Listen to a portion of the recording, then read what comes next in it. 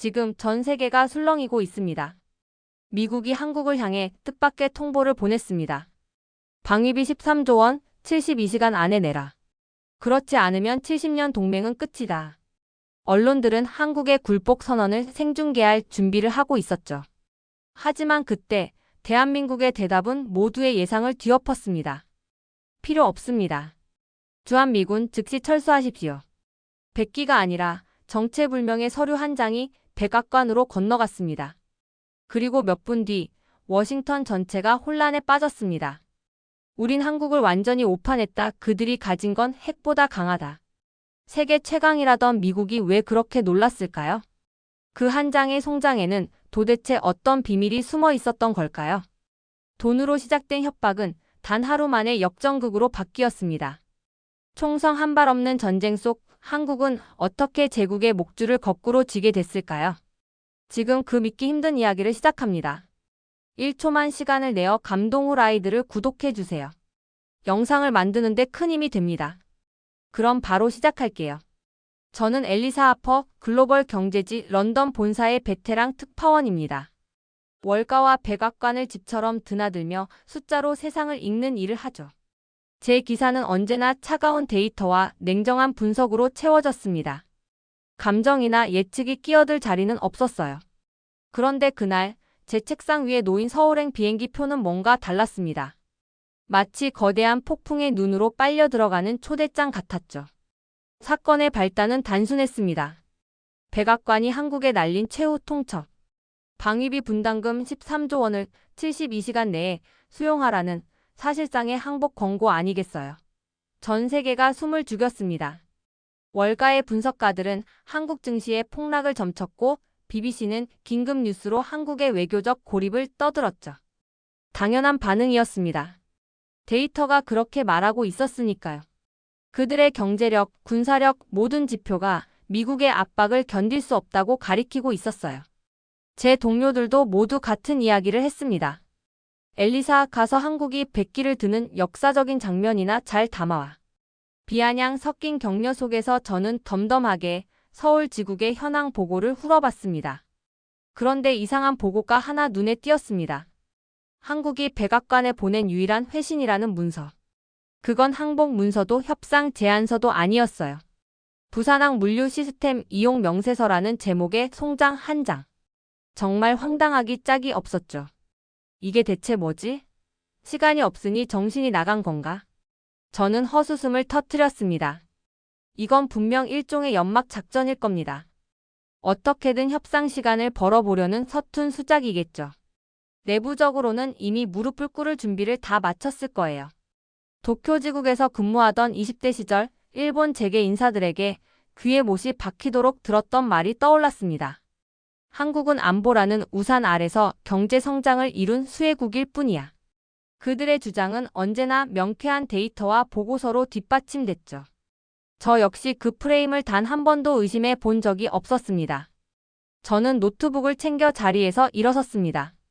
히드로 공항으로 가는 내내 머릿속은 이미 기사 제목으로 가득 차 있었죠. 동맹의 종말 결국 돈 앞에 무너진 한국. 어떤 제목이 더 자극적일까 고민하면서 말입니다. 서울에서 벌어질 일은 불 보듯 뻔했습니다. 정해진 결말을 확인하러 가는 길은 언제나 지루하지만 이번만큼은 달랐어요. 전 세계의 이목이 집중된 무대의 한가운데로 걸어 들어가는 기분이었죠. 비행기에 오르는 제 발걸음은 그 어느 때보다 가볍고 확신에 차 있었습니다. 72시간 후 저는 역사의 증인이 될 겁니다. 한국의 완전한 굴복을 전 세계에 타전하는 첫 번째 특파원. 그 생각에 입가에 옅은 미소까지 번졌습니다. 하지만 그때는 몰랐습니다. 제가 향하는 서울이 제가 믿어왔던 모든 것을 송두리째 뒤흔들어 버릴 거대한 무대였다는 사실을 말이죠. 서울로 향하는 비행기 안은 고요했습니다. 저는 두꺼운 자료 뭉치를 무릎 위에 펼쳐놓고 마지막으로 데이터를 점검했죠. 백악관 국가안보회의에서 나온 비공개 브리핑 자료였습니다. H-1B 비자 축소, 핵심 부품 관세 인상, 인프라 투자 압박. 지난 몇 년간 미국이 한국을 향해 휘두른 채찍의 목록은 끝이 없었습니다.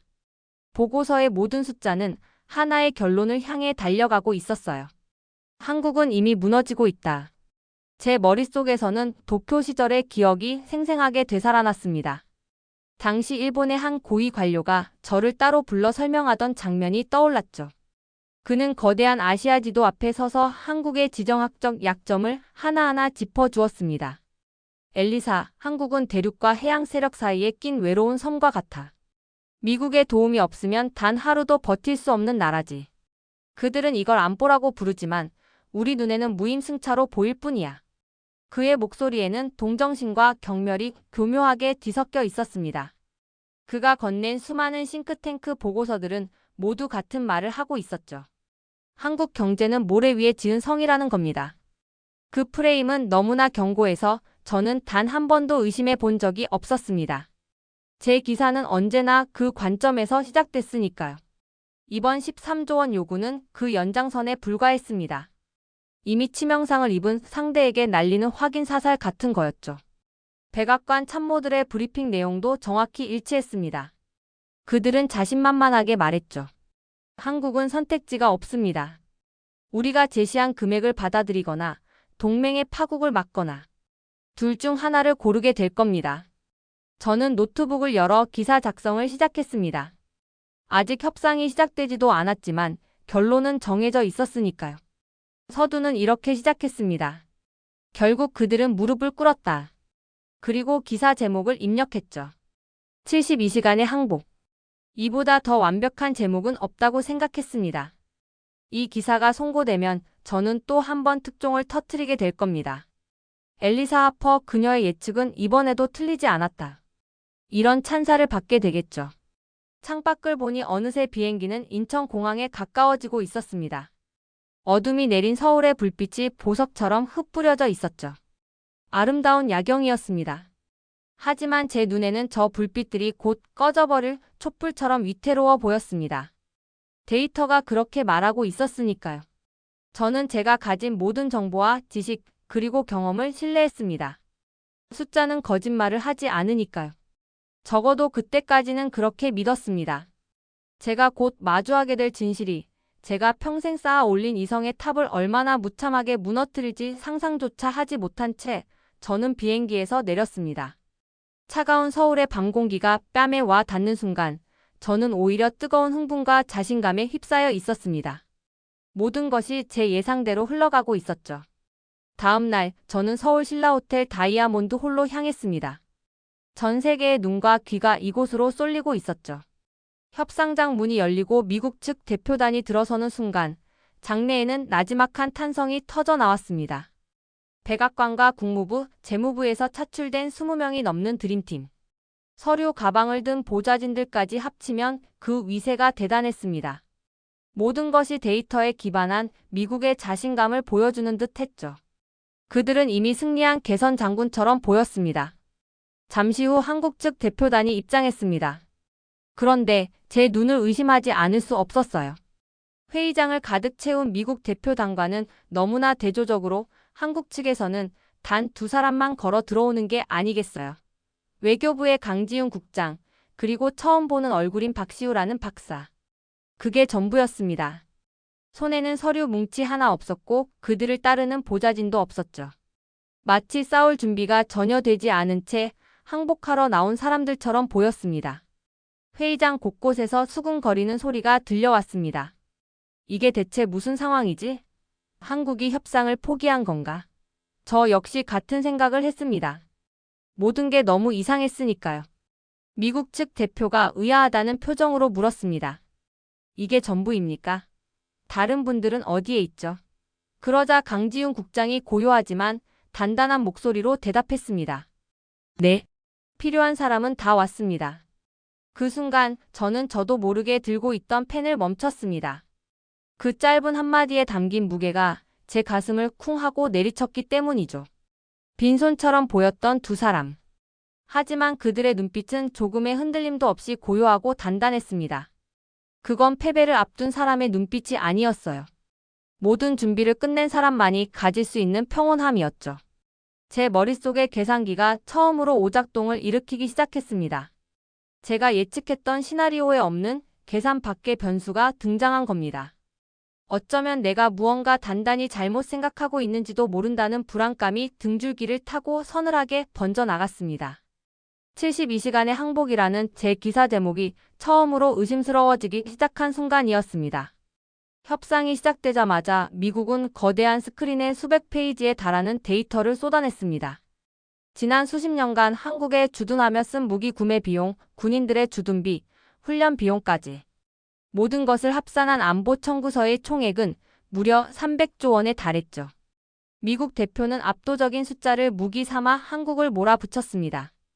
이 숫자들이 보이십니까? 이게 바로 우리가 당신들을 지켜준 대가입니다. 회의장 밖에서는 이미 속보가 터져 나왔습니다. 미국 300조 청구서 제시. 한국 사실상 항복 수순.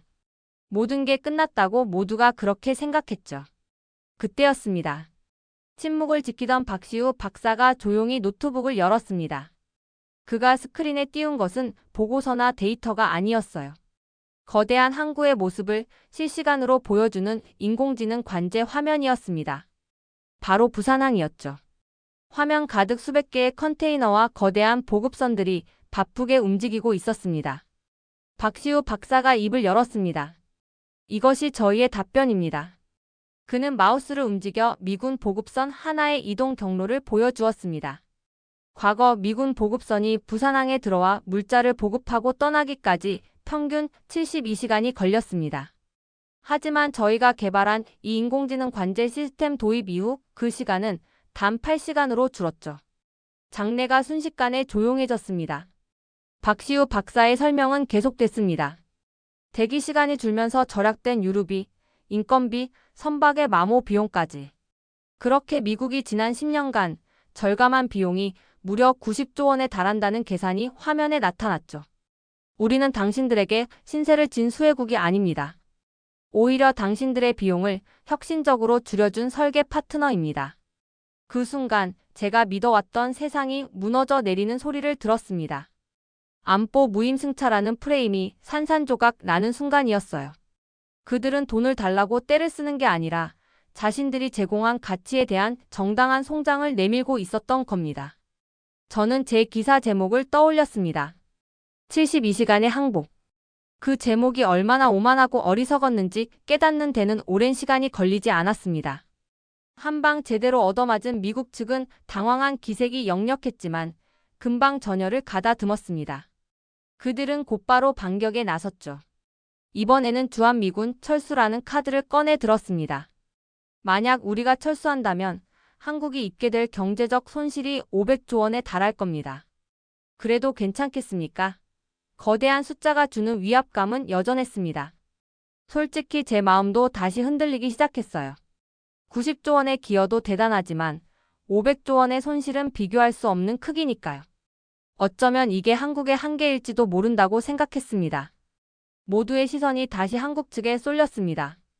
그때 박시우 박사가 두 번째 이미지를 스크린에 띄웠습니다. 이번에는 위성 지도였습니다. 부산항에서 시작된 굵은 붉은 선 하나가 태평양을 건너 미국 서부 해안으로 그리고 다시 내륙의 러스트벨트 지역까지 길게 이어져 있었죠. 그 선은 단순한 항로가 아니었습니다. 미국의 자동차, 항공, 방산 산업의 심장부로 이어지는 핏줄이었습니다. 박시우 박사의 차분한 설명이 회의장을 울렸습니다. 여러분들이 만드는 자동차, 전투기, 첨단 무기의 핵심 부품 60에서 70%가 바로 저 붉은 선 부산항을 거쳐 공급됩니다. 그는 잠시 말을 멈췄다가 결정적인 한마디를 던졌습니다. 만약 우리가 멈추면 당신들의 공장이 멈춰 서게 될 겁니다.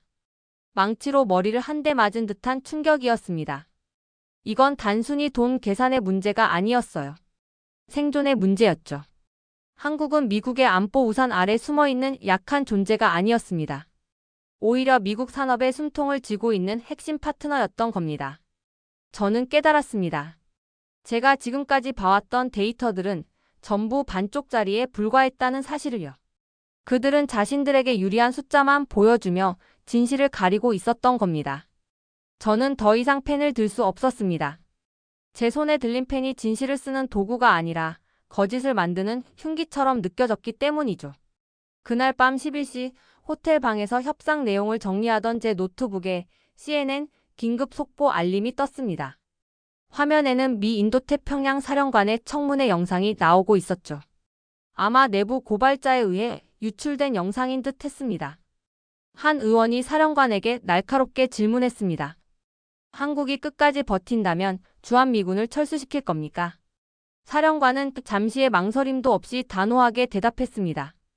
한국은 단순한 동맹국이 아닙니다. 아시아 전체를 지키는 대체 불가능한 전진기지입니다. 그곳을 포기하는 것은 전략적 자살 행위나 다름없습니다. 그의 목소리에는 정치인들의 계산과는 전혀 다른 군인의 묵직한 진실이 담겨 있었습니다. 정치인들이 돈을 계산할 때 군인들은 피를 계산한다는 사실을 저는 잠시 잊고 있었던 거죠. 그 영상을 보는 순간 제 머릿속에서 도쿄 시절 스승처럼 따르던 일본인 교수의 말이 떠올랐습니다. 그는 언제나 확신에 찬 목소리로 말했죠. 한국은 결국 미국에 종속될 수밖에 없는 운명이야. 그 말을 저는 지난 10년간 단 한 번도 의심해 본 적이 없었습니다. 하지만 이제는 알 것 같았습니다. 그건 진실이 아니라 그들이 만들어낸 거짓된 믿음이었다는 것을요. 그 믿음이 깨지는 순간 저는 이루 말할 수 없는 부끄러움을 느꼈습니다. 저는 세상을 날카롭게 분석하는 특파원이 아니라 그저 편견에 사로잡힌 아마추어에 불과했습니다. 화면 속 사령관의 한마디는 제 오만했던 지성의 심장에 박힌 진실의 일격이었습니다. 저는 그날 밤 잠을 이룰 수 없었습니다. 다음 날 아침 협상장은 전날과 분위기가 180도 달랐습니다. 미국 대표단은 밤사이 있었던 일들로 완전히 기가 꺾인 모습이었죠. 그들은 결국 모든 요구를 전면 철회하겠다고 발표했습니다. 완벽한 한국의 승리였습니다. 저는 속으로 생각했죠. 이제 한국은 승자의 여유를 부리며 협상을 마무리하겠구나. 그런데 제 예상은 또 한 번 빗나갔습니다. 강지훈 국장은 협상을 끝내는 대신 새로운 설계도를 스크린에 펼쳐 보였습니다. 그 제목은 얼라이언스 5.0 태평양 심장 프로젝트. 그것은 단순히 방위비 문제를 넘어 두 나라가 함께 번영할 미래에 대한 청사진이었습니다. 내용은 충격적이었죠. 한국의 조선, 인공지능, 에너지 기술을 이용해 몰락한 미국의 조선업을 재건하는 200억 달러 규모의 거대한 계획이었습니다. 강지훈 국장은 말했습니다. 어제의 논쟁은 과거의 방식입니다. 우리는 이제 미래를 설계해야 합니다. 함께 갑시다. 저는 그 순간 깨달았습니다. 그들은 단순히 이기고 지는 싸움을 하러 온 것이 아니었습니다. 판 자체를 바꾸기 위해 이 자리에 나온 겁니다. 승리를 자랑하는 대신 상대방에게 함께 번영할 미래를 손에 쥐어주는 태도. 그것이야말로 진정한 승자의 품격이 아니겠어요? 저는 제 기사 제목을 지우고 승리의 원인을 분석하기 시작했습니다. 하지만 그들의 힘은 단순히 기술력이나 경제력에 있는 것이 아니었습니다. 더 깊은 곳에 제가 아직 보지 못한 무언가가 숨어 있다는 것을 직감할 수 있었습니다. 저는 마지막 기사를 쓰기 위해 직접 부산항으로 향했습니다. 그 거대한 시스템의 심장부 인공지능 관제실에서 저는 김동진 팀장을 만났습니다. 평범한 중년의 남자였죠. 저는 그에게 이 위대한 시스템을 만든 비결이 뭐냐고 물었습니다. 그는 쑥스러운 듯 웃으며 자신의 이야기를 들려주었습니다. 몇 년 전 거대한 태풍이 부산을 덮쳤던 날의 이야기였습니다. 하필 그날이 딸의 결혼식 날이었는데 미군 보급선 하나가 태풍의 길을 잃고 항구로 긴급히 들어오고 있었다고 해요. 모두가 철수해야 한다고 했지만 김동진 팀장은 끝까지 남아 관제탑을 지켰습니다. 수십 개의 모니터를 번갈아 보며 사투를 벌인 끝에 그는 기적처럼 보급선을 안전하게 항구로 인도했죠. 그가 관제실을 나왔을 때 딸의 결혼식은 이미 끝나 있었다고 합니다.